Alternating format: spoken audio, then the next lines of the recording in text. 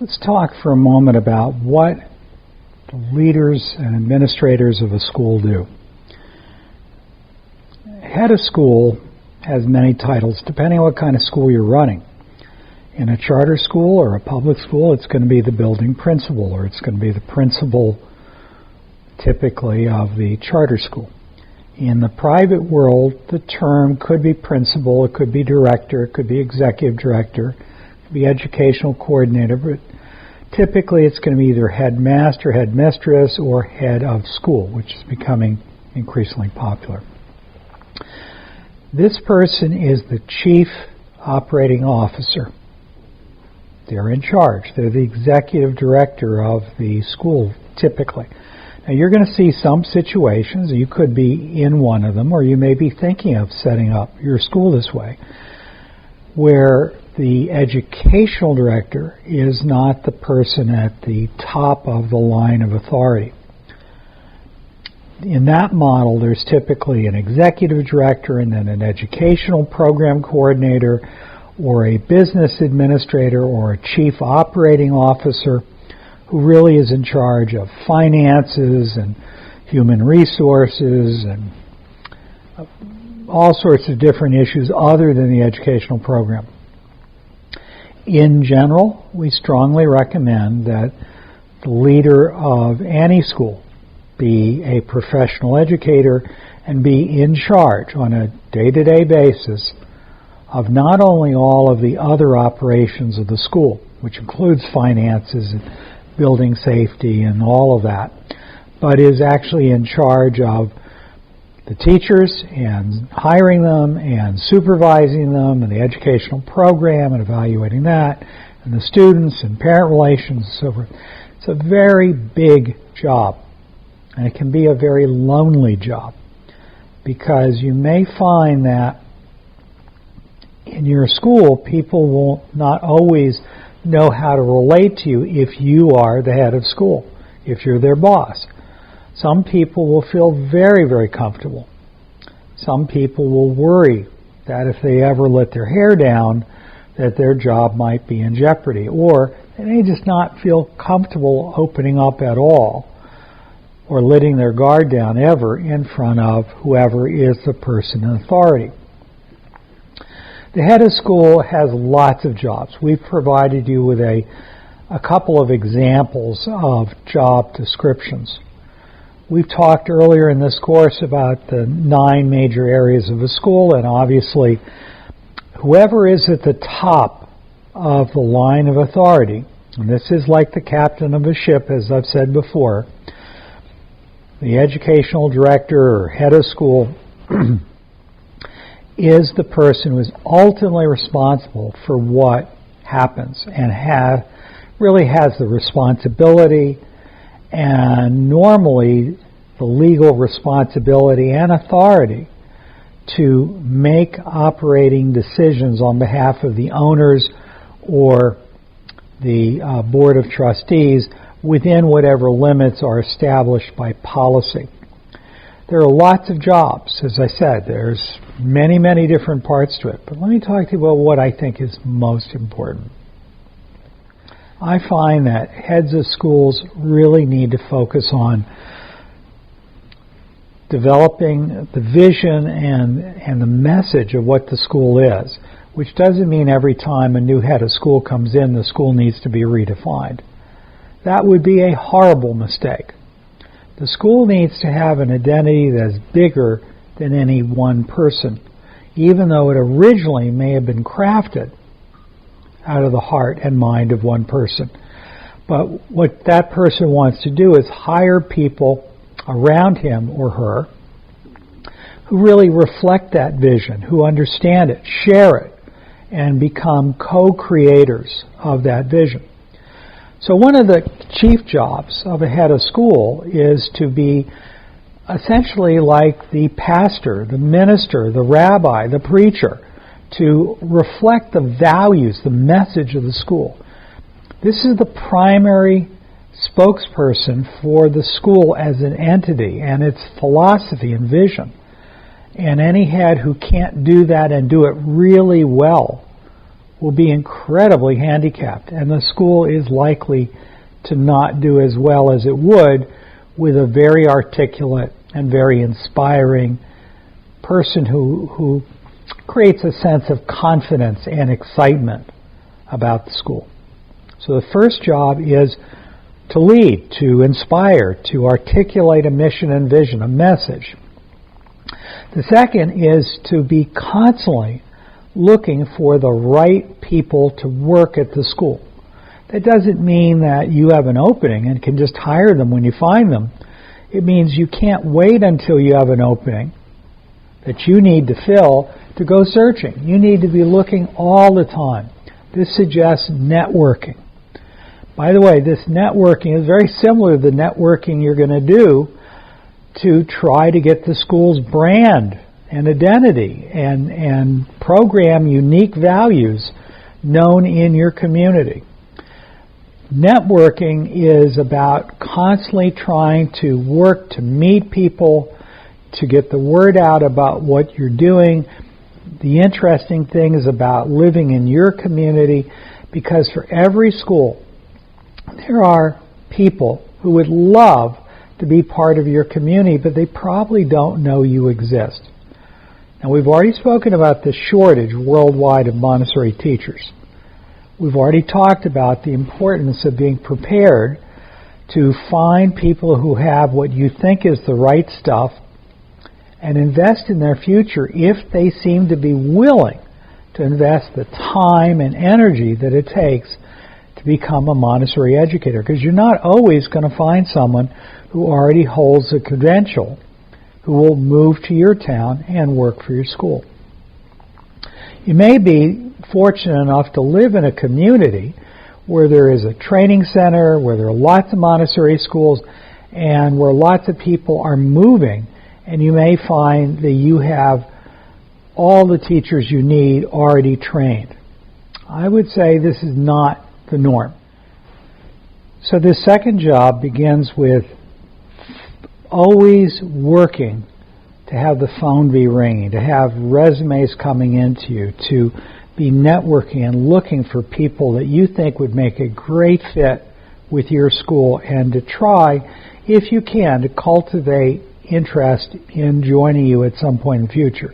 You do this in lots of ways. One of them is to cooperate with teacher training programs in your area and local universities, let people come and visit, hold events at your school, various ways of beginning to network. The other is going out and attending Montessori conferences.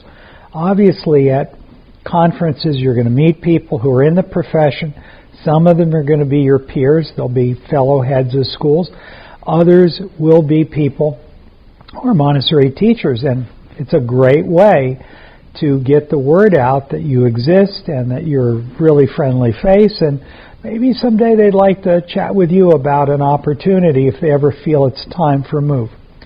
So recruiting the right teachers, and then as you gather them, shaping them into a team, helping them to form a cohesive cultural body, a sense of strong identity with the school and with each other as a professional community, and with their students and parents as a Montessori community.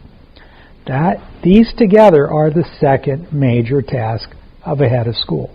Do this one well, and do the first one well, and you're well on your way to success.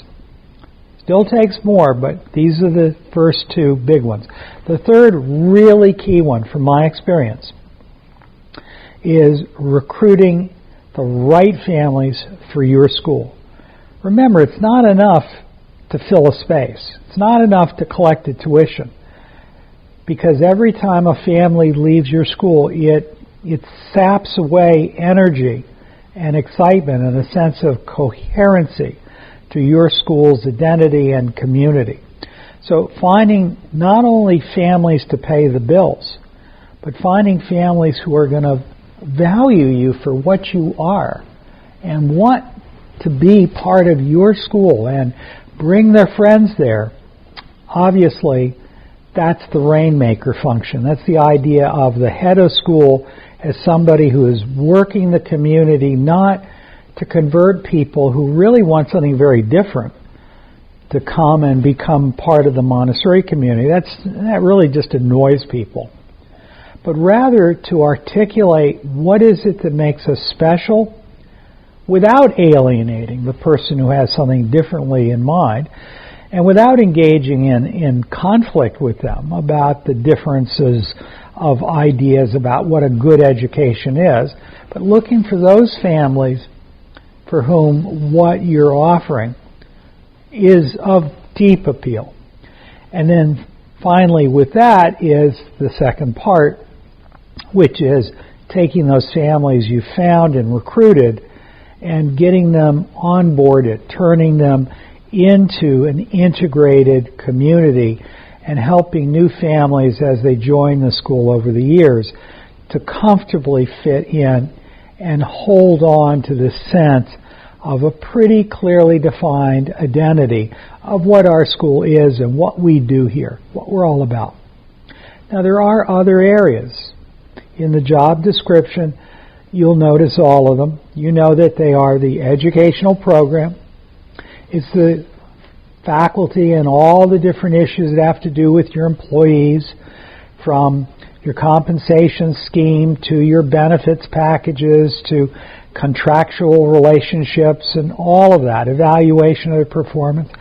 It's the tracking of student growth, keeping parents informed about what's going on, which is both building up a sense of community and part of your educational responsibility. There's finances. Boy, you can't take your eyes off the money. You've got to learn how to understand a balance sheet and a profit and loss and a cash flow statement. And in that section we'll talk more, but obviously it's a major, major responsibility of any head of any school. You may delegate it to a business office, but you're still responsible. And you need to have your finger on the pulse of what's really going on in the finances. Same thing is true of facilities.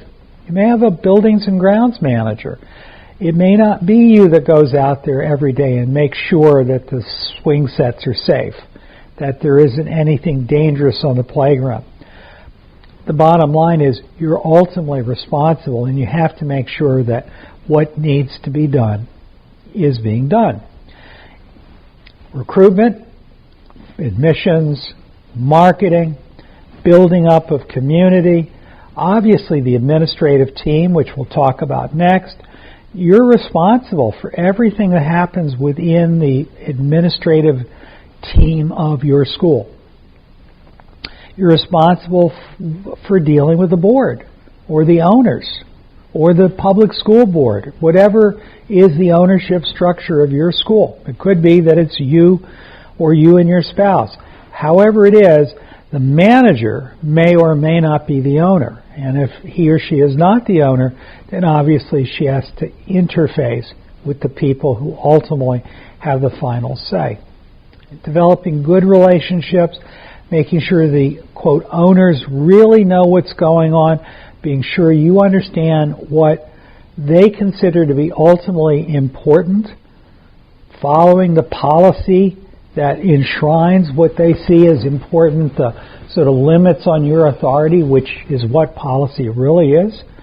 And then finally, there's the whole issue of finding capital or raising money. Not every school is nonprofit. Not every school goes out and raises a great deal of money every year.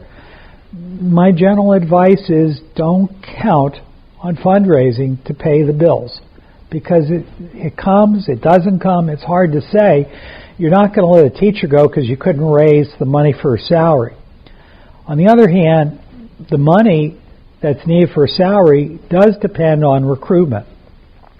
The difference between someone paying tuition and somebody giving you a gift is when they pay tuition, they're buying a service. Now again, if you're in a charter or public school, this is not relevant, but there is still transactional money going on.